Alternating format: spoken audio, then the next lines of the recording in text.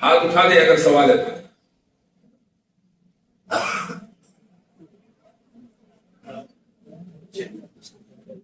بھائی ہاتھ اونچا کریں.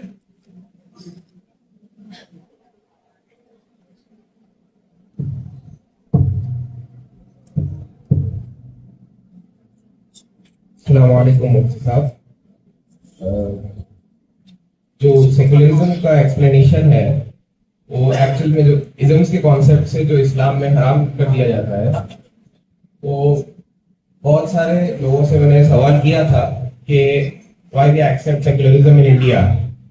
تو ان کا بیسک آنسر یہی ہے کہ سیکولرزم کا دوسرے کنٹریز میں ٹرانسلیشن الگ ہے اور انڈین ڈیموکریسی میں اس کا ٹرانسلیشن الگ ہے.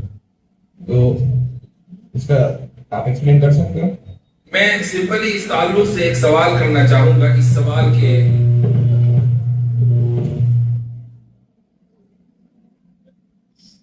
تو کھڑے ہو جائیں تاکہ گفتگو ہو سکے. نہیں مائک دے دیں. دو مائک ایک ساتھ چالو مت کرو. کیا آپ کے پاس کوئی دوسرا آپشن ہے؟ اور آپ نے کہا کہ وائی شوڈ بی ایکسپٹ. تو میں سوال کر رہا ہوں کہ کیا آپ کے پاس کوئی دوسرا آپشن ہے ہندوستان میں رہنے کے لیے؟ آپ سیکولرزم نہیں ماننا چاہ رہے ہیں تو is there any other option? مسئلہ میرے کو سیکولرزم سے نہیں ہے. پھر سیکولرزم میں سمجھا اسی سے مسئلہ تھا. نہیں میں نے جن کو کوشچن پوچھا دوسروں کو، میں نے ان کو بھی بتایا کہ میرے کو مسئلہ سیکولرزم سے نہیں ہے. مسئلہ میرے کو یہ ہے کہ جب ہم ووٹنگ کے ٹائم پر آتے ہیں تو جو ووٹرز، جو ریپرزینٹیٹیوز ہے جو الیکشن میں کھڑتے ہیں، وہ ان سیکولر بات کرتے ہیں. ٹھیک.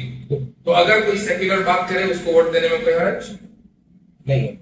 مسئلہ ہی ختم ہو تو بات ختم ہو گئی نا. یعنی ایک آدمی اگر اپنے آپ کو یہ کہہ رہا ہے کہ بھائی میں نان سیکولر بات نہیں کروں گا، میں سیکولر بات کروں گا، میں سب کے حقوق کی بات کروں گا، آپ اس کو ووٹ دینے کے لیے تیار ہیں؟ یس. تو اب اس کا مطلب یہ ہوا کہ ازم سے مسئلہ نہیں ہے، اس ازم کو کس طریقے سے اپلائی کیا جاتا ہے اس سے مسئلہ ہے. رائٹ. اگر ازم کی اپلیکیشن سے مسئلہ ہے تو یہ تو دنیا کے ہر جگہ اور ہر ماحول میں ایسا ہی ہوتا ہے کہ کوئی بھی سسٹم ہوتا ہے، کچھ لوگ اس سسٹم کی اپلیکیشن کو پسند کرتے ہیں، کچھ لوگ نہیں پسند کرتے. کچھ لوگوں کے مطابق ہوتی ہے، کچھ لوگوں کے مطابق نہیں ہوتی. میں ایک مثال آپ کو دیتا ہوں. اگر کسی ملک میں ووٹنگ کے نتیجے میں گورنمنٹ بنتی ہے تو 100% تو ووٹ کبھی نہیں ملتے. 51%، 60% ووٹ ملے مثلا. تو وہ جو 40% لوگ ہیں جنہوں نے ووٹ نہیں کیا، کیا وہ خوش ہوتے ہیں؟ نہیں، چونکہ ان کی توقعات اور مرضی کے خلاف حکومت بنی ہے. لیکن ماننا ان کو بھی پڑے گا کیونکہ ان کے پاس آپشن کوئی نہیں ہے. تو جب آپ کسی ایسے سیٹ اپ میں اور ایسے فریم ورک میں رہتے ہیں کہ جس فریم ورک میں آپ کے پاس آپشن کوئی دوسرا نہیں ہے، تو پھر آپ کے پاس اس کو قبول کرنے کے علاوہ کوئی چارہ کار نہیں ہے. میں تو ڈنکے کی چوٹ پر کہتا ہوں کہ جو انسان کسی بھی ملک میں رہتا ہو اور اس کے بنیادی فریم ورک سے متفق نہ ہو تو ان ارض اللہ واسع. سمجھ میں آیا؟ دوسرا سوال میرا یہ ہے کہ ایک کر لیں.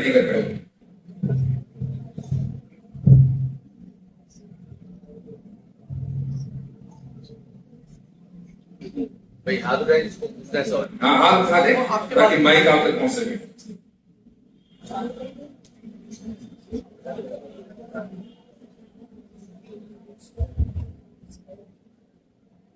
کھڑے ہو جائیں بھائی جلدی. جی وعلیکم السلام. تھوڑا سا بولے اس کو، آواز نہیں آ رہی. اس کو دبا کر رکھیں تھوڑا. دبا کے رکھیں. جی جی مفتی صاحب، میرا سوال یہ ہے کہ انڈیا کے اندر مسلمانوں کے اندر مجھے سب سے بڑی پرابلم یہ لگتی ہے کہ دو طبقے بن چکے ہیں.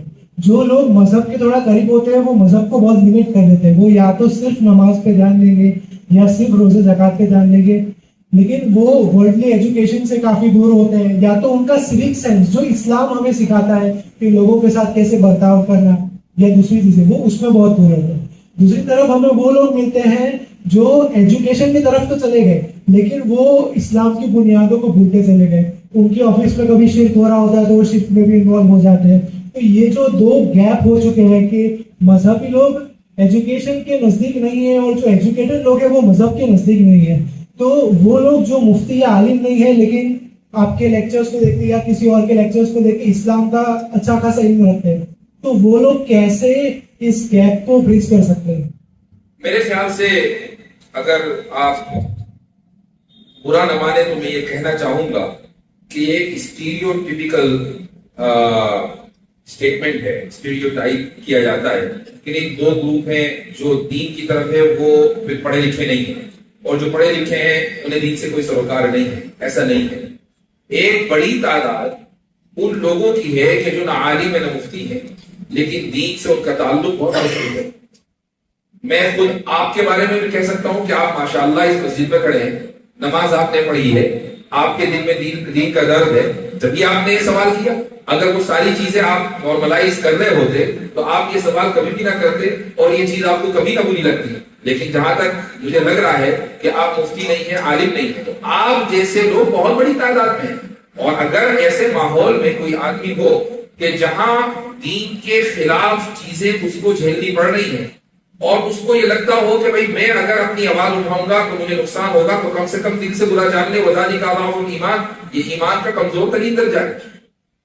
تو یعنی ہمیں یہ میں اچھی طریقے سے یہ بات ضرور تسلیم کر سکتا ہوں کہ ہر سوسائٹی کے اندر کہیں نہ کہیں گیپ ہوتا ہے, تقسیم ہوتی ہے.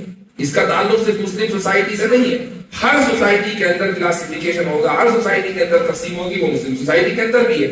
کچھ لوگ اس طرح ہوں گے کہ جو دین کے لیے اپنے آپ کو ڈیڈیکیٹ کر دیں گے اور کچھ لوگ وہ ہوں گے جن کے نزدیک بس بے منیمم کافی ہے. تو اب آپ نے کہا کہ ہم اس اگر یہ گیپ ہے تو اس کو بریج کیسے کریں. اس کا آسان طریقہ یہی ہے کہ اس طرح کی جو مجلسیں ہیں کہ جن میں انٹریکشن ہو, جس میں میں اپنی بات رکھوں, آپ اپنی بات رکھیں اور میں دوسرے سے کی بات کو سنیں اور سمجھیں اور سمجھانے کی کوشش کریں, تو اسی طریقے سے اس گیپ کو ہم کلوز کر سکتے ہیں. ایک اور بات ایڈ کرنا چاہوں گا, میرے خیال سے ایک کوشچن کر لیں. جی جزاک اللہ. السلام علیکم. وعلیکم السلام. سوال یہ تھا کہ آپ نے شروع میں کہا کہ اللہ رب العزت اچھے کام بھی اور برے کام بھی جو ہوتے ہیں سب اللہ کی طرف سے ہوتے ہیں. تو اگر کوئی انسان گناہ کر رہا ہے تو گناہ بھی اللہ کی طرف سے کر رہا ہے کہ وہ اپنی مرضی سے یا فری ول کی وجہ سے کر رہا ہے؟ میں نے جو الفاظ استعمال کیے تھے اگر آپ انہی الفاظ کو استعمال کریں گے تو انشاءاللہ اعتراض نہیں ہوگا. میں ریپیٹ کرتا ہوں, میں نے یہ کہا کہ جتنے بھی افعال ہیں وہ اچھے ہوں یا برے ہوں وہ اللہ کی مشیت اور ارادے سے ہوتے ہیں, یعنی اللہ نے ان کو تخلیق کیا ہوتا ہے. اللہ ہر چیز کا خالق ہے, ان میں اللہ میرے اور آپ کے اچھے برے ہر فعل کا خالق ہے. لیکن یہ خلق میں تفصیل بتا دیتا ہوں, تھوڑا سا ترتیب اگر پتہ چل جائے گی تو اس سے اور مسئلہ آسان ہو جائے گا. ایک آیت ہے, اللہ تعالیٰ فرماتا ہے وَمَا تَشَاءُونَ إِلَّا أَن يَشَاءَ اللَّهُ رَبُّ الْعَالَمِينَ, کہ تم جو کچھ چاہتے ہو وہ اس لیے چاہتے ہو چونکہ رب العالمین نے چاہا کہ تم چاہو. رب العالمین یہ چاہتا ہے کہ تم چاہو اس لیے تم چاہتے ہو. رب العالمین نے یہ نہیں چاہا کہ سورج چاہے, تو سورج میں کوئی خواہش نہیں ہے, کوئی ارادہ نہیں ہے. چاند میں کوئی ارادہ نہیں ہے, بادلوں میں, پہاڑوں میں, پانی میں کوئی ارادہ نہیں ہے. اللہ نے یہ چاہا کہ ہمارے پاس ارادہ ہو, تو اس لیے ہمارے پاس ارادہ ہے اور اس ارادے کی بنیاد پر ہم چاہتے ہیں. اب ہم نے کسی اچھے یا برے کام کا ارادہ کیا, تو جیسے ہی ہم ارادہ کرتے ہیں اور ہم ایسے کسی کام کا ارادہ کر رہے ہیں کہ جو پاسبل بھی ہے, تو فوراً اللہ سبحانہ و تعالیٰ اس کام کو تخلیق کرتا ہے. خلق اللہ کی طرف سے ہوتا ہے. اب وہ کام جب مخلوق ہو گیا, کام پیدا ہو گیا, تو اسی لمحے ہم اس کام کا کسب کرتے ہیں, یعنی اس کام کو پرفارم کرتے ہیں. تو پہلے ہمارا ارادہ ہوا, سب سے پہلے اللہ کا ارادہ ہوا کہ ہمارا ارادہ ہو. اب ہمارا ارادہ ہوا, اسی کو فری ول کہتے ہیں. اس کے بعد اللہ کا خلق ہوا, اس کے بعد ہمارا کسب ہوا, اور اکاؤنٹیبلٹی کسب کے اوپر ہے, خلق کے اوپر نہیں ہے. واضح ہو گیا؟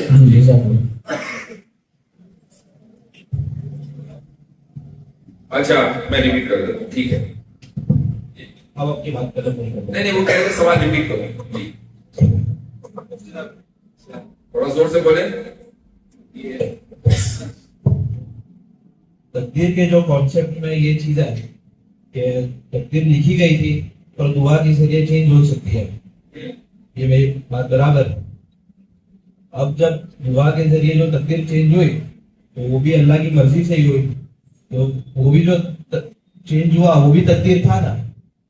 جی سوال یہ ہے کہ حدیث میں آیا ہے کہ لا يرد القدر الا الدعاء، کہ دعا تقدیر کو چینج کر سکتی ہے. تو تقدیر میں لکھا کچھ تھا، پھر کسی نے دعا مانگی اور پھر تقدیر چینج ہو گئی. تو یہ تقدیر کا چینج ہونا بھی تو تقدیر ہی ہے، رائٹ؟ یہ سوال ہے نا. ٹھیک، اس کا جواب میں عرض کر دوں. یہ جو حدیث ہے لا يرد القدر الا الدعاء، کہ تقدیر اگر بدل سکتی ہے تو دعا کے نتیجے میں اس کی دو انٹرپریٹیشن. پہلی انٹرپریٹیشن اس کی یہ ہے کہ اللہ نے کسی بھی چیز میں یہ طاقت نہیں رکھی کہ وہ چیز تقدیر کو بدل دے. اگر کسی میں طاقت رکھتا تو دعا میں رکھتا. فرمایا اگر کسی چیز میں طاقت رکھتا تقدیر کو بدلنے کی تو کس چیز میں رکھتا؟ دعا میں رکھتا. یہ پہلی انٹرپریٹیشن ہے. دوسری انٹرپریٹیشن یہ ہے کہ اللہ تعالیٰ کے علم میں یہ بات ہے کہ فلاں انسان مثلا 60 سال جیے گا. اس کے علم میں یہ بات ہے کہ فلاں انسان اتنے دن اس وقت پیدا ہوگا اور 60 سال جیے گا. لیکن علم میں یہ بھی بات ہے کہ یہ 60 سال اس لیے جیے گا چونکہ یہ دعا مانگے گا. اس کی دعا کے نتیجے میں 60 سال جیے گا. اور اللہ کے علم میں یہ بھی بات ہے کہ اگر یہ دعا نہ مانگی جائے تو 40 سال جیے گا. تو اللہ نے کے علم میں ہر چیز ہمہ وقت ہے، ہمیشہ ہے کہ یہ شخص 60 سال جیے گا. اس لیے جیے گا کہ دعا کی وجہ سے اس کی عمر میں برکت ہوگی. اگر دعا نہ مانگے گا نہ مانگتا تو 40 سال جیتا. لیکن 40 سال کے بجائے یہ 60 سال اس لیے جی رہا ہے کیونکہ یہ دعا مانگے گا اپنی زندگی میں برکت کی، اس لیے 60 سال جیے گا. تو بتائیں اس میں تقدیر میں کہیں کوئی تبدیلی ہوئی؟ ایسا نہیں ہے کہ اللہ نے پہلے لکھا کچھ اور اس کو تبدیل کر دیا. ہر چیز اللہ کے علم میں. اللہ کے علم میں وہ بھی ہے جو ہوگا اور وہ بھی ہے جو ہو سکتا ہے مگر نہیں ہوگا. واضح؟ جی ہاں. اچھا، اب جو سوال تو مین ہے یہ بھی تھوڑا بلڈ اپ کرنے کے لیے تھا. اچھا وانٹ اوکے. اچھا، جو ایکچوئل سوال یہ تھا مفتی صاحب کہ جب اللہ آل نوئنگ ہے، سب کچھ پتا ہے، تو پھر آزمائش کیسے پاسبل ہے؟ یہی سوال آپ پہلے کر لیتے تو ٹائم بھی بچ جاتا. تو میرے ساتھ کچھ لوگ اوپر ہیں اور یہ ان کا سوال اوپر نہیں سن رہا ہے. اچھا ٹھیک ہے، تو مجھے سوال ریپیٹ کرنا ہوگا. وہ یہ کہہ رہے ہیں کہ اگر اللہ آل نوئنگ ہے تو پھر آزمائش کیوں ہے؟ ہماری آزمائش اس لیے نہیں ہے کہ اللہ یہ جاننا چاہتا ہے کہ ہم اچھے ہیں یا برے. ہماری آزمائش اس لیے ہے کہ ہم یہ جان لیں کہ ہم اچھے ہیں یا برے. ہماری آزمائش کا تعلق ہم سے، ہماری نالج سے، کیونکہ ہمیں نہیں پتا کہ ہم اچھے ہیں یا برے اور ہمارے رزلٹ کیا نکلنے والا ہے. یہ ایسا ہی ہوا کہ ایک آدمی آپ کو پڑھاتا ہے، ایک ٹیچر ہے، سال کا اس کا تجربہ ہے. وہ کلاس روم کے ایک بچے کو جانتا ہے اور یہ جانتا ہے کہ اس کی صلاحیت کیا ہے. اس کو پتا ہے کہ اس بچے کو فیل ہونا ہے، لیکن یہ بچہ پھر بھی امتحان میں بیٹھتا ہے. بچے کو بتا بھی دیا جاتا ہے بھائی مجھے نہیں لگ رہا ہے کہ تم کچھ کر لو گے، لیکن بچہ پھر بھی امتحان میں بیٹھتا ہے کہ چلو دیکھ تو لوں کہ میں کتنے پانی میں ہوں. اور اس کے بعد لیکن جیسے کہ ٹیچر نے پہلے یہ اعلان کر دیا تھا کہ فیل ہوگا، وہ فیل ہو جاتا ہے. تو بچہ اپنے آپ کو جاننے کے لیے کہ وہ خود کتنا باصلاحیت ہے، کتنے پانی میں ہے، امتحان میں اپیئر ہوتا ہے. حالانکہ ٹیچر اس کو پہلے ہی کہہ چکا ہوتا ہے کہ تم چاہے جو کر لو تمہیں تو فیل ہی ہونا ہے. تو جب ایک ٹیچر نہایت محدود معلومات کے باوجود یہ پہلے ہی پریڈکٹ کرتا ہے بچے کی صلاحیتوں کو اور اس کی استعداد کو دیکھ کر، تو اللہ سبحانہ و تعالی جو کہ جس کا علم ہر چیز کو محیط ہے، جو آل نوئنگ ہے، وہ اس لیے ہمارا امتحان نہیں لیتا کہ اللہ کو پتا چلے کہ ہم کیسے ہیں. وہ اس لیے ہمارا امتحان لیتا ہے تاکہ ہمیں پتہ چلے ہم کیسے ہیں، اور اس بنیاد پر اللہ تعالیٰ ہمیں جنت میں یا جہنم میں بھیجے. اگر یہ ہوا تو یہ ڈیبیٹ ہو جائے گی، تو فالو اپ کوشچن نہ کریں، یہ پھر اسٹریم ہی پر آ جائیں. One question at a time. السلام علیکم. وہ عام طور پر سنتے ہیں حدیث کے جہنم کی جو آنکھ سلگائی جائے گی وہ عالم میں سلگائی جائے گی. جہنم کی جو آنکھ سلگائی جائے گی، بھڑکائی جائے گی، وہ عالم میں سلگائی جائے گی. تو اس سے کون سا عالم مراد ہے؟ لوگ بھی مانا کہ اصطلاح مانا عالم جہنم کی جو سے سلگائی جائے. اچھا، یعنی عام طور سنتے ہیں حدیث کے جو جہنم کی آنکھ سلگائی جائے گی تو عالم سے بھڑکائی جائے گی. تو کون سا عالم؟ اصطلاح مانا عالم کے، لوگ بھی مانا سے عالم مراد. لیکن لوگ میرے علم میں یہ حدیث پہلی مرتبہ آ رہی ہے. اثر کے بعد سنی تھی کیا؟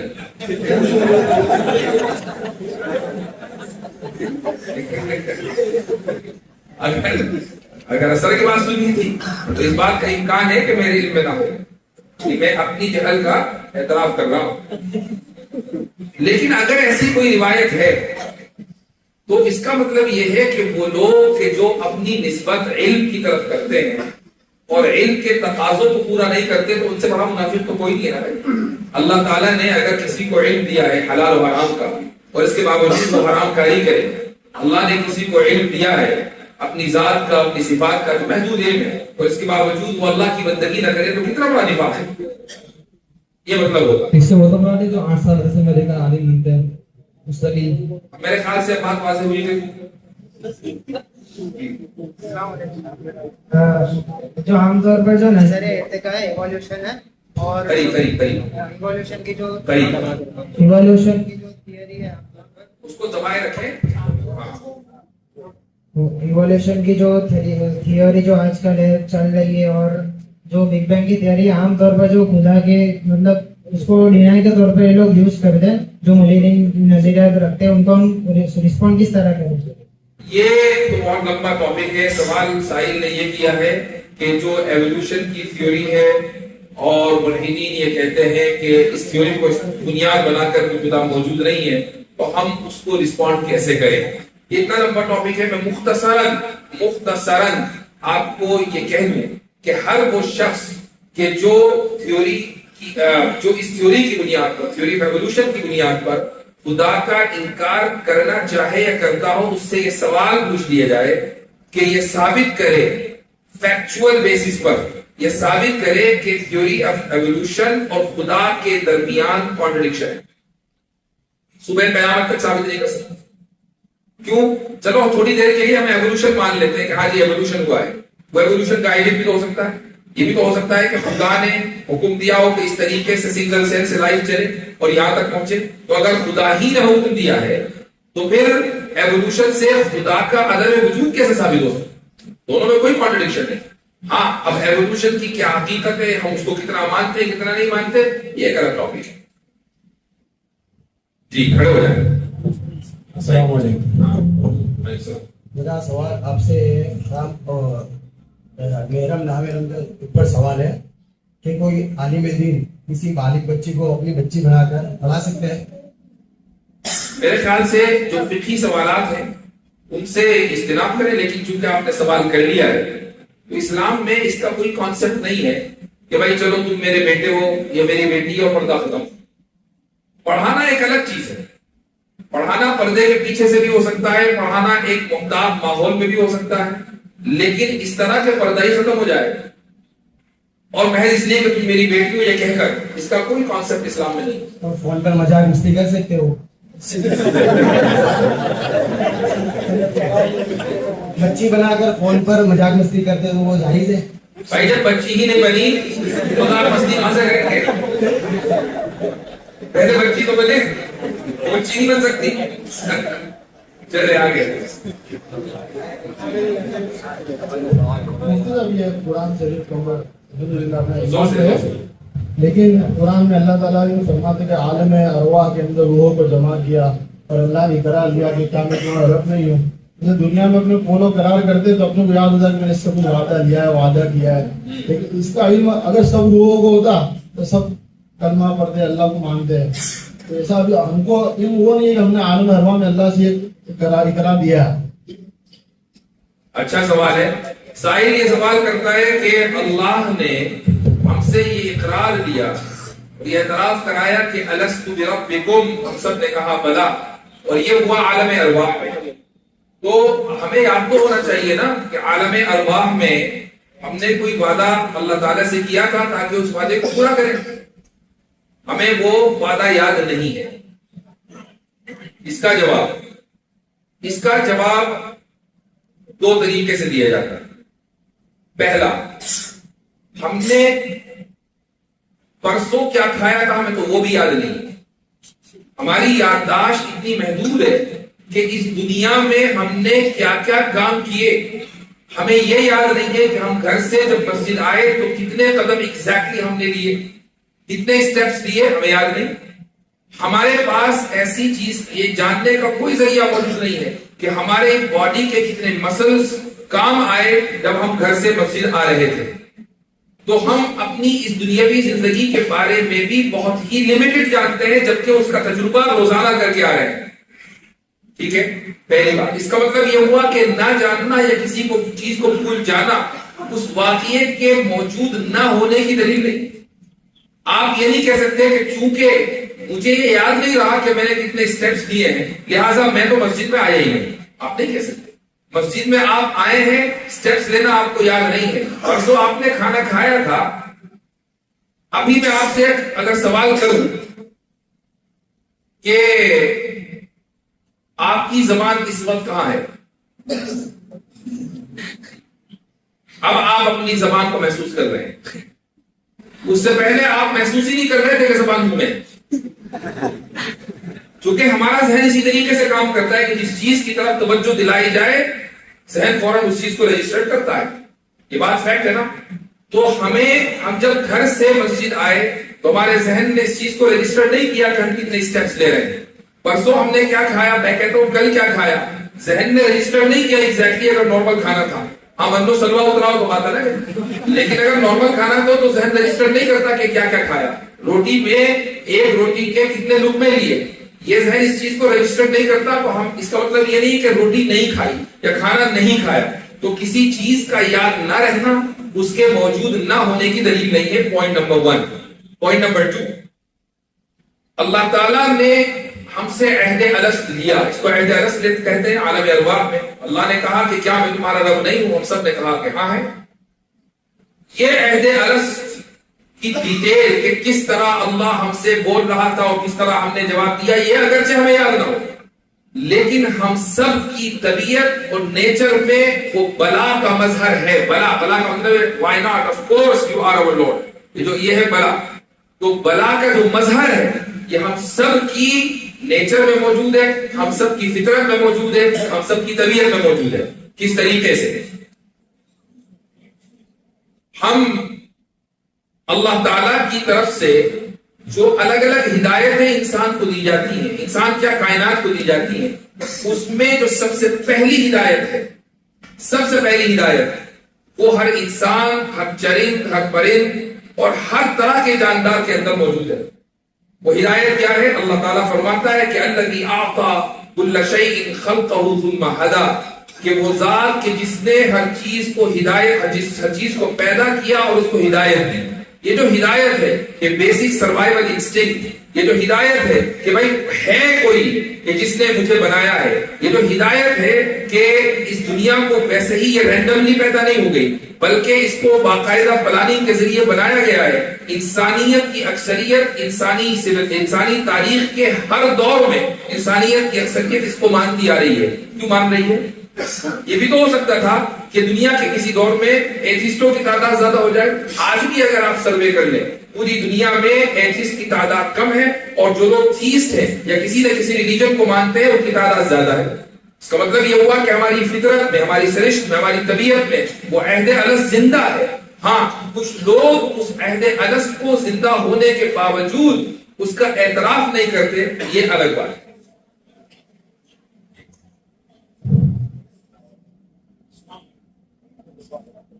جی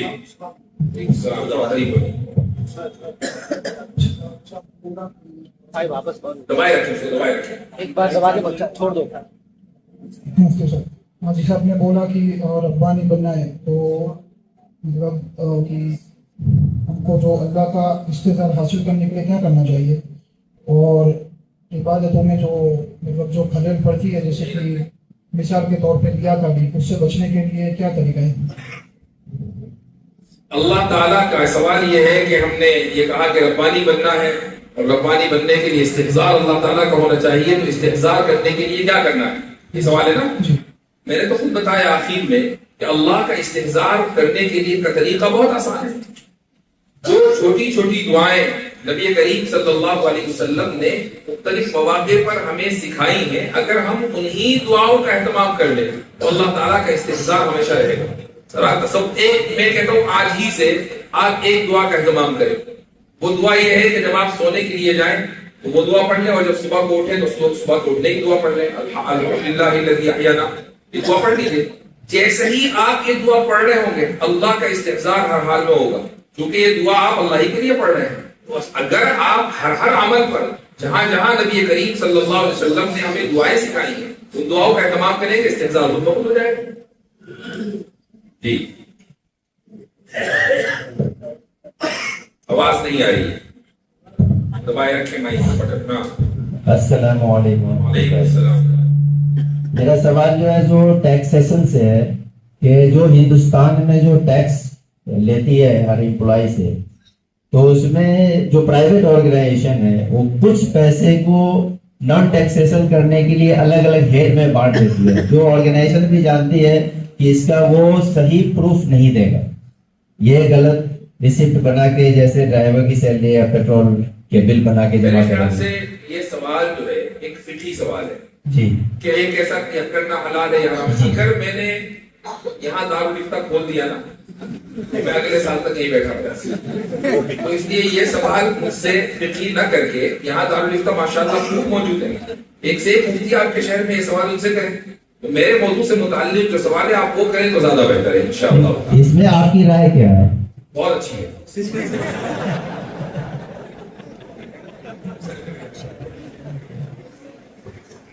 उधर पीछे भी कुछ लोग खड़े हैं, पीछे देखो, पीछे।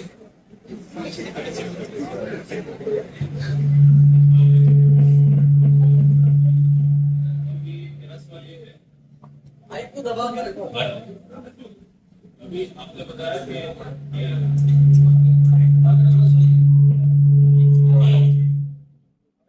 एक तो ये कि माइक का जो बटन है ना दबाएंगे तो लाइट होगी वो, और जब दूसरा माइक चालू हो तो बंद कर देता है।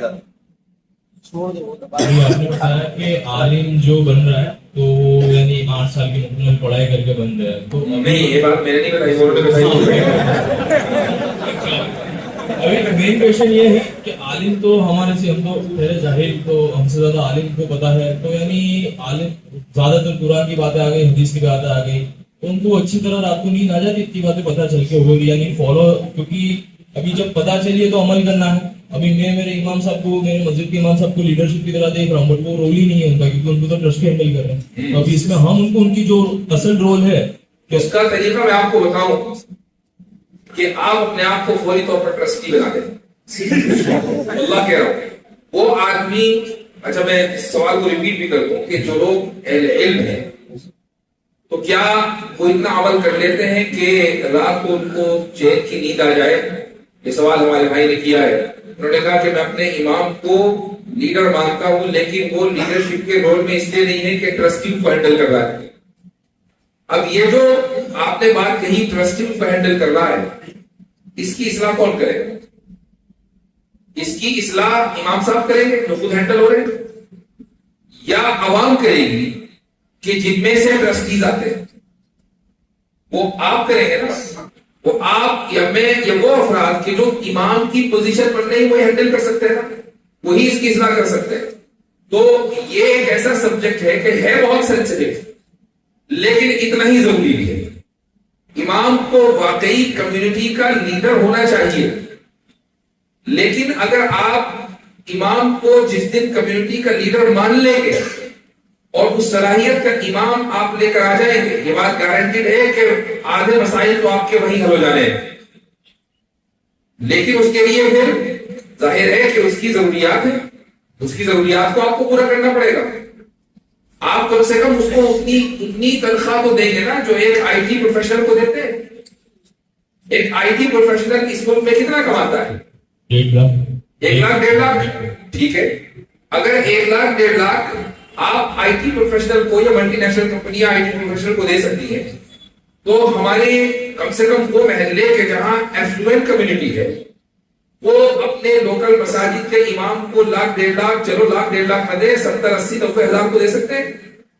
یو ایس میں یا کینیڈا میں اور بھی دوسرے ملکوں میں جو امام کی ایوریج سیلری ہے, خصوصاً ایسی مساجد میں کہ جہاں نارملی جمعہ کی نماز میں 1000 بندہ ہوتا ہے, وہاں ایوریج سیلری 80 to 90,000 USD ہے, اور اتنی ہی سیلری ایک آئی ٹی پروفیشنل کی ہے. تو وہ آدمی جو اس پوزیشن کے اوپر ہے اسے کم سے کم یہ نہیں ہوگا کہ اب میں نماز پڑھا دی چلو سائیکل لے کے ٹیوشن پڑھا دیں, یہ تو نہیں ہوگا. وہ پھر توجہ دے گا اپنے ڈیولپمنٹ کے اوپر, اپنے نالج کو بڑھانے کے اوپر, اور وہ قوم کی اور کمیونٹی کی جس طریقے سے اس کو قیادت کرنی چاہیے قیادت کرے گا. تو یہاں قصور اس کا نہیں ہے, قصور تو اپنا ہے. جی ادھر دے دے پیچھے بڑھے.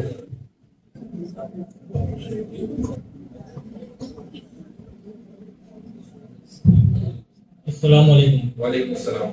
جی میرا سوال یہ تھا کہ بہت بڑا طبقہ ہے جو دین سے دور ہوتا جا رہے گا, لائک کارپوریٹ سیکٹر سے بہت سارے لوگ جڑے پڑے ہوں گے, جیسے کہ میں بھی ہوں کارپوریٹ سیکٹر سے جڑا ہوا ہوں, لیکن کارپوریٹ سیکٹر کا حال ایسا ہے گا کہ ان تک دین کی بات نہیں پہنچ پا رہی. لیکن نارمل عوام کے جو لوگ ہیں ان تک تبلیغ جماعت تو پہنچ جاتی, لیکن تبلیغ جماعت آفس میں تو جائے گی نہیں. اب نائٹ شفٹ کرنے والے جو ہیں وہ تو دن میں سوئیں گے اور رات کو جاگیں گے, اور ایسے بہت سارے لوگ ہیں. تو کارپوریٹ کے اندر رہ کر کے دین کا کام کیسے کریں, مطلب ان تک دین کیسے پہنچا گیا, اللہ اور اس کے رسول سے ان کا تعلق کیسے بنا ہوا.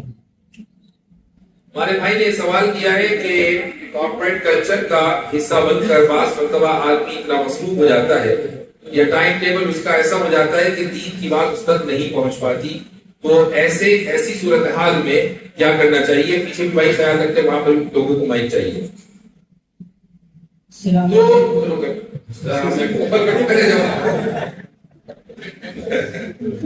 تو اس کا دیکھیں جواب یہ ہے کہ دین سیکھنے کی ذمہ داری ہر فرد کی اپنی ہے, یعنی یہ ایک انڈیویجول رسپانسبلٹی ہے. کمیونٹی آپ کا تعاون تو کر سکتی ہے, یہ ایسا ہی ہے کہ جیسے گاؤں میں کسی بچے کی پرورش میں پورا گاؤں شامل ہوتا ہے, سب کو جو کہ قریب لوگ رہتے ہیں, لوگ ایک دوسرے کو جانتے ہیں. بچہ اگر پریشان کر رہا ہے یا باہر گھوم رہا ہے پھر رہا ہے خامخواہی, تو پہلے کا کوئی بھی آدمی کان پکڑ کر اس کو گھر لے آتا ہے, تو پورا گاؤں اس بچے کی پرورش میں شامل ہے. لیکن یہ گاؤں صرف پیرنٹس کی اسسٹنٹ کر سکتا ہے, ان کا تعاون کر سکتا ہے. اصل ذمہ داری تو پیرنٹس کی ہے, چاہے وہ گاؤں میں رہے یا شہر میں رہے. ایسے ہی ہر فرد کی اپنی ذمہ داری ہے کہ وہ دین سیکھے اور دین پر چلے. کمیونٹی صرف آپ کو تعاون فراہم کر سکتی ہے.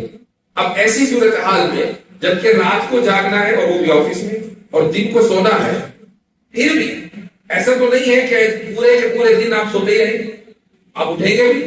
جب مسجدوں میں 5 وقت کی نماز کا انتظام ہے تو کیا ایسی صورتحال میں آپ مسجد میں نہیں آ سکتے؟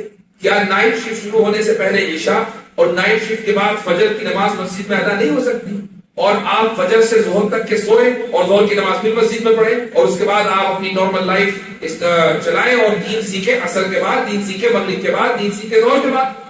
تو چونکہ آپ کا جو یعنی کام کرنے کا جو وقت ہے وہ تو رات ہے, آپ یہ نہیں کہہ سکتے کہ بھائی میں کام کس وقت کروں گا, کام تو آپ رات میں کریں اور سو بھی لیے. نہیں, میرا سوال میرے لیے نہیں تھا, میرا سوال تھا یوں کہ لوگوں کو دین کے قریب کیسے لاؤں. کیسے, اب یہ سوال ایک تو تھا پریکٹیکل, اب دوسرا ہے کہ کیسے لائیں. آپ اگر اس ماحول میں ہیں, اس ماحول میں آپ ہیں اور آپ کی زندگی میں خود دین ہے, تو آپ ایسے لوگوں کے ساتھ دینی باتیں شیئر کر کے ان کو دین کے قریب لا سکتے ہیں. کانورسیشن سے اور ڈائیلاگ سے ہی مسئلہ حل ہوگا. کسی کو کان پکڑ کے تو مسجد میں لائیں گے, کسی کے اوپر زبردستی کریں گے نہیں. تو آپ کیسے کریں گے؟ آپ دین کی بات ان کے ساتھ شیئر کریں اور شیئر کرتے رہیں پیشنس کے ساتھ, صبر کے ساتھ, انشاءاللہ وہ دین کے قریب آئیں گے. دوسرا سوال یہ تھا. ٹھیک, السلام علیکم. اچھا السلام علیکم. وہ ابھی رکا ہے آپ کھڑے ہو جائیں. جی السلام علیکم. علیہ السلام. میرا سوال یہ تھا کہ جب تک ہم قرآن کو نہیں سمجھیں گے تب تک ہم اپنے مذہب کو نہیں سمجھ سکتے. یہ بات صحیح ہے؟ بالکل صحیح. ہلو. ہو گیا. بہت آسان تھا. السلام علیکم. سوال یہ تھا کہ جب تک ہم قرآن کو نہیں سمجھیں گے اپنے دین کو نہیں سمجھیں گے. کیا یہ بات صحیح ہے؟ میں نے کہا صحیح ہے. جی السلام علیکم. وعلیکم السلام. مفتی صاحب میرا سوال یہ ہے, آپ نے جیسے توحید کے حوالے سے بیان فرمایا, تو کیا اللہ پاک صرف عرش پر موجود ہے کہ اللہ پاک ہر جگہ موجود ہے؟ اللہ پاک اپنی ذات کے اعتبار سے, میں سوال ریپیٹ کر دیتا ہوں کہ سوال سائل نے کیا کہ کیا اللہ ہر جگہ موجود ہے یا صرف عرش کے اوپر موجود ہے. اس کا جو دوسرا حصہ ہے پہلے میں اس کا جواب دوں گا. یہ کہنا کہ اللہ ہر جگہ اپنی ذات کے اعتبار سے موجود ہے غلط ہے. اللہ ہر جگہ اپنے علم کے اعتبار سے موجود ہے, یہ صحیح ہے. یعنی اس کا علم ہر جگہ ہے, وہ ہر جگہ کو, اس کا علم ہر جگہ کو کا احاطہ کیے ہوئے ہے, لیکن اس کی ذات ہر جگہ ادھر بھی ادھر بھی ہے اور پلر میں بھی اور چھت میں بھی ہے, یہ غلط ہے. کیوں؟ اس لیے کہ ساری کی ساری چیزیں زمان اور مکان کے ٹائم اور اسپیس کے تحت آتی ہیں, اور اللہ تعالیٰ ٹائم لیس بھی ہے اور اسپیس لیس بھی ہے. وہ لازمان اور لامکان ہے. جب وہ لازمان اور لامکان ہے تو اب یہ دیکھا جائے گا کہ عرش خود کسی ٹائم اور اسپیس میں ہے یا نہیں. عرش بھی ٹائم اور اسپیس میں ہے, کیونکہ عرش مخلوق ہے. ہر چیز جو مخلوق ہے وہ کسی نہ کسی ٹائم میں ہوگی, کسی نہ کسی اسپیس میں ہوگی. اگر آپ اللہ کو عرش کے اوپر بٹھا لیں, اور بٹھانے کا لفظ نہ قرآن میں ہے نہ حدیث میں ہے, جو لفظ موجود ہے قرآن میں وہ ہے استوا کا, اور استوا کے معنی بیٹھنے کے نہیں آتے. اگر کوئی آدمی یہ کہتا ہے کہ نہیں الرحمن علی العرش استوا کا مطلب ہے کہ اللہ عرش پر بیٹھا, اس سے بڑھ کر بھی تعبیر کیا ہوگی؟ یہ تو تعبیر ہے. تو جو کہتے ہیں ہم تعبیر نہیں کرتے, پھر تعبیر کسے کہتے ہیں؟ تو اللہ تعالیٰ کا عرش پر مستوی ہونا, اس کا مطلب یہ نہیں ہے کہ اللہ تعالیٰ صرف عرش کے اوپر موجود ہے, وہاں بیٹھا ہوا ہے. یہ اللہ کی صفت ہے اور صفت متشابہ ہے, اور سب سے بہتر طریقہ یہ ہے کہ اللہ ہی جانتا ہے کہ اس کے حقیقی معنی کیا ہے.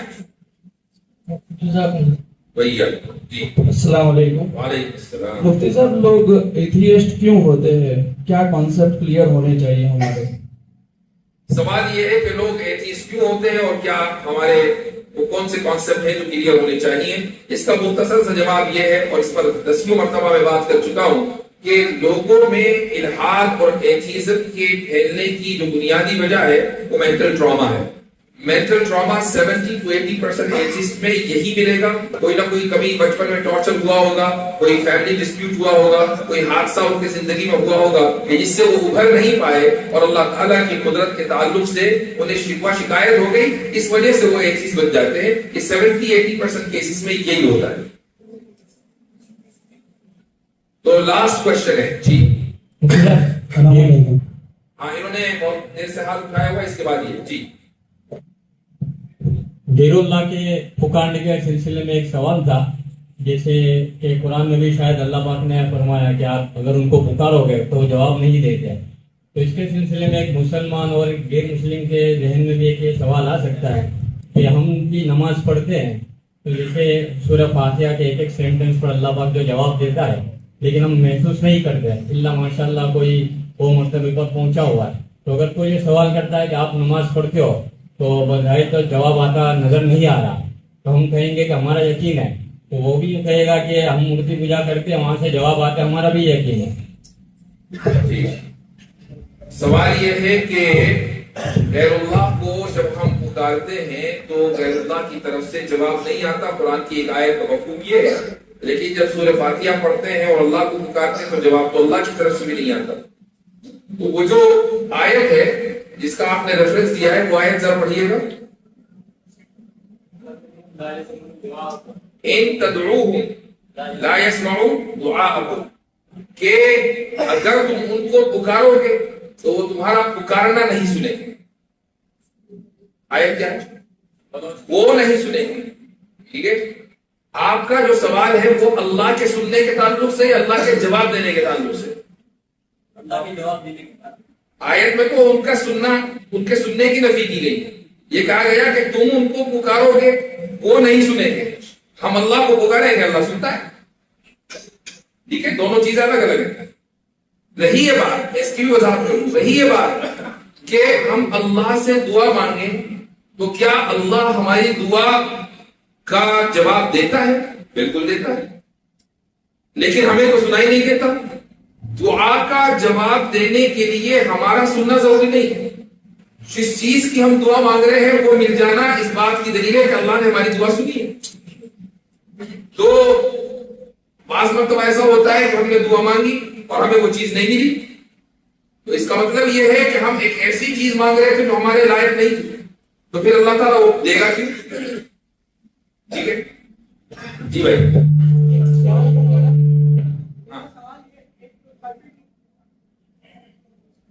سوال ہاں اب آئے میرا سوال چلی گئی، دبا کے رکھو، دبا کے رکھیں. نہیں دبا کے چھوڑ دینا چالو کر. میرا سوال ایک پرٹیکولر حدیث کو لے کر ہے. میں روزانہ یہ حدیث اپنے معمول میں سنتا ہوں کہ اگر کسی شخص کے ٹکنے کے نیچے پائجامہ ہے تو وہ شخص جہنم میں ہے. جی مجھے حدیث سے کوئی مسئلہ نہیں ہے، میں ٹکنے کے اوپر پائجامہ پہن سکتا ہوں، مگر مسئلہ یہ ہے کہ پائجامہ ٹکنے کے نیچے یہ بہت چھوٹی چیز ہے، اور اللہ رب العالمین ہم نے 70 ماؤں سے زیادہ پیار کرتا ہے. ہم یہ دعویٰ کرتے ہیں کہ اللہ تعالیٰ سب سے زیادہ ہمیں پیار کرتا ہے، اور وہ صرف اس بنا پر مجھے جہنم میں ڈال دے گا کہ میرا ٹکنوں کے نیچے پاجامہ ہے. یہ ایک چھوٹی سی چیز ہے، تو کیا یہ جو حدیث ہے یہ اللہ کی رحمانیت پر سوال نہیں اٹھاتی؟ Good question. انہوں نے سوال یہ کیا ہے کہ حدیث میں آیا ہے کہ ٹخنوں کے نیچے اگر کوئی شخص اپنا پاجامہ رکھے تو وہ حصہ جہنم میں ڈالا جائے گا. تو اتنی سی چھوٹی چیز پر اللہ تعالیٰ کسی انسان کو، کسی بندے کو جہنم میں کیوں ڈالے گا؟ یہ تو بہت چھوٹی سی معمولی سی چیز ہے، جبکہ اللہ تعالیٰ رحمان و رحیم ہے. دیکھیں اس چیز کا جو، اس کا آپ کے سوال کا جو جواب ہے وہ یہ ہے کہ ٹخنوں سے نیچے پاجامہ رکھنا مسئلہ نہیں ہے. ٹخنوں سے نیچے پاجامہ اس لیے رکھا جاتا ہے چونکہ انسان کے اندر یہ چیز کبر پیدا کرتی ہے. کم سے کم وہ معاشرہ جس معاشرے میں نبی کریم صلی اللہ علیہ وسلم نے یہ حدیث ارشاد فرمائی تھی، وہاں اسبال یعنی کسی بھی لباس کو لمبا کر کے پہننا یہ تکبر کی علامت تھی. آج بھی آپ نے اگر کچھ فوٹوز دیکھے ہو یا سوشل میڈیا پر، یو کے میں جو رائل ویڈنگز ہوتی ہیں اس میں برائڈ اینڈ گروم دونوں کا کی ڈریس کتنی لمبی ہوتی ہے؟ یہ لمبی کیوں ہوتی ہے؟ یہ لمبی اس لیے ہوتی ہے، اور اتنی لمبی ہوتی ہے کہ عام لوگ اس کو افورڈ بھی نہیں کر سکتے، چونکہ انہیں اپنا رائل اسٹیٹس مینٹین کرنا ہے. جتنا لمبا لباس اتنا لمبا اسٹیٹس. آج بھی جو امیر طبقہ ہے جب ان کے یہاں شادیاں ہوتی ہیں تو برائڈ کا جو ڈریس ہے، برائڈل ڈریس ہے، اس کی لمبائی دیکھیں، اس میں بھی جتنا وہ لمبا ڈریس ہوگا اتنا ہی سمجھا جائے گا بھائی بہت پیسے خرچ کیے اس لباس میں. تو اس سے ثابت ہوا کہ آج بھی لوگوں کی ذہنیت یہ ہے کہ لباس کا لمبا ہونا یہ انسان میں فخر اور عجب اور کبر پیدا کرتا ہے. تو بندہ جہنم میں اس لیے نہیں جائے گا کہ اس کا لباس لمبا ہے، جہنم میں وہ اس لیے جائے گا کہ لباس کا لمبا ہونا اس میں موجود تکبر کی علامت ہے. اب میں ایک ذہن میں ایک واقعہ یاد آیا تو میں وہ بھی ذکر کر دوں آپ سے. میں نے اپنے ایک استاد سے یہی سوال کیا جو آپ نے کیا. استاد اب مرحوم ہو چکے ہیں اور اسی علاقے کے تھے، صوبہ گجرات کے تھے، حضرت مفتی سعید پالنپوری رحمہ اللہ. میں نے ان سے یہ سوال کیا کہ حضرت حدیث میں یہ آیا ہے کہ اگر کوئی تکبر کی وجہ سے، کوئی الگ کا لفظ ہے، تکبر کی وجہ سے پاجامہ نیچے پہنے یعنی ٹخنوں کے نیچے تو یہ حرام ہے، لیکن اگر کوئی تکبر کی وجہ سے نہ پہنے تو حضرت نے کہا کہ یہ بات بالکل صحیح ہے. جتنی احادیث ہیں ان میں لفظ خیلا یا کبر اس طرح کے الفاظ موجود ہیں، لیکن ایسے آدمی سے کہ جو تکبر کی وجہ سے، جو یہ کہتا ہوں کہ میں تو تکبر کی وجہ سے پینٹ ٹخنوں کے اوپر یا نیچے نہیں پہنتا ہوں، اس سے یہ کہو کہ ایک مرتبہ اپنے آفس میں پینٹ ٹخنوں کے اوپر کر کے جاؤ، اگر اس کو کوئی پریشانی نہیں ہوتی تو اس کا مطلب یہ ہے کہ وہ تکبر کی وجہ سے نہیں پہن رہا ہے. لیکن اگر ذہن میں کئی پریشانی آتی ہے کہ نہیں یار لوگ کیا کہیں گے، پیٹ میں نہیں کہاں جا رہی ہے، اس کا مطلب تکبر کی وجہ سے پہننا. ٹھیک ہے، جزاکم اللہ خیر الجزا. تو ایک صاحب نے ایک بات کہی تھی ابھی تھوڑی دیر پہلے کہ دیندار طبقے اور دنیا دار طبقے میں بڑا فرق یہ ہے کہ ان میں سیوک سینس نہیں ہے. کسی نے کہا تھا یہاں پر؟ ہاں ماشاءاللہ. دیکھیں ابھی 2-3 دن پہلے کی بات ہے کہ ایک جگہ گیدرنگ تھی، تو وہاں سے جب ہم نکلے تو اتنی زیادہ بھیڑ ہو گئی مسافہ کرنے والوں کی کہ مجھے لگا کہ سیوک سینس نہیں ہے. اور لٹرلی بتا رہا ہوں کہ مجھے ایسا لگا کہ بھائی میں اپنا ہاتھ واپس مانگوں، میرا ہاتھ تو مجھے دے دو. وہ میرا ہاتھ کہیں اور یہ والا ہاتھ کہیں. تو بھائی سیوک سینس کی ذمہ داری تو سب کی ہے نا، وہ چاہے عالم ہو چاہے غیر عالم. تو آج آپ کے سیوک سینس کا ٹیسٹ ہے اور امتحان ہے.